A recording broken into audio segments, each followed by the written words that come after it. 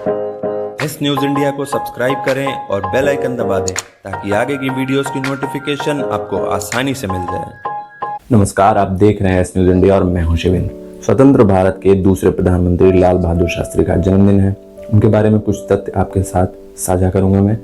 वो साहसिक और दृढ़ इच्छा शक्ति के व्यक्ति थे। 1965 में पाकिस्तान से युद्ध के दौरान उन्होंने सफलतापूर्वक देश का नेतृत्व किया।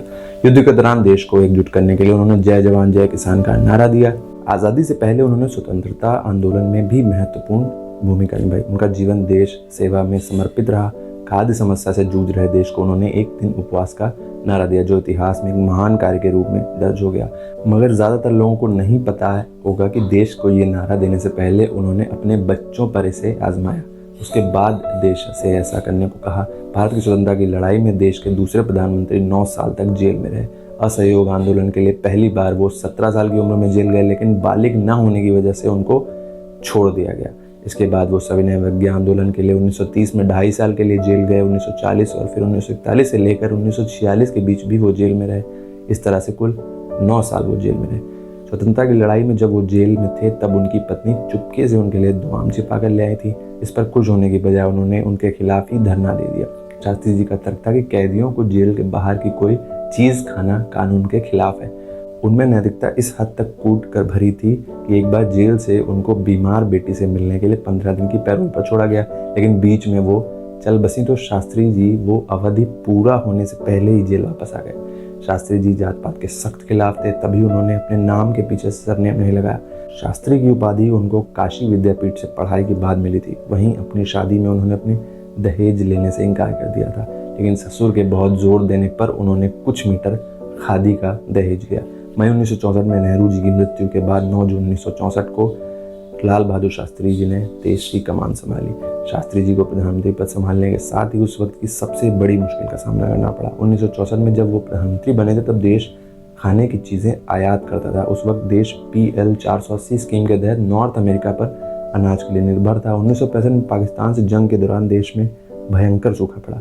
तब के हालात देखते हुए उन्होंने देशवासियों से एक दिन का उपवास रखने की अपील की। इन्हीं हालात से उन्होंने अपने हमें जय जवान जय किसान का नारा दिया। उनके बेटे अनिल शास्त्री ने एक इंटरव्यू में इसका खुलासा किया। उन्होंने बताया कि शास्त्री जी ने एक दिन मेरी माँ से कहा कि मैं देखना चाहता हूँ कि मेरे बच्चे भूखे रह सकते हैं या नहीं। उन्होंने एक दिन शाम को कहा कि खाना ना बने। मैं उस समय 14 या 15 साल का था। मेरे 2 छोटे भाई भी थे। उस शाम हम तीनों बच्चे भूखे रहे। जब शास्त्री जी को भरोसा हो गया कि हम सभी यानी उनके बच्चे भूखे रह सकते हैं, तब उन्होंने देशवासियों से आह्वान किया कि हफ्ते में एक दिन भोजन ना किया जाए। मैं अपने स्कूल के आखिरी साल में था जब बाबूजी प्रधानमंत्री बने। इसके बाद ही हमने कार ली थी, वो भी कर्ज लेकर। शास्त्री जी के हफ्ते में एक दिन उपवास के नारे को देश ने बेहद गंभीरता से लिया।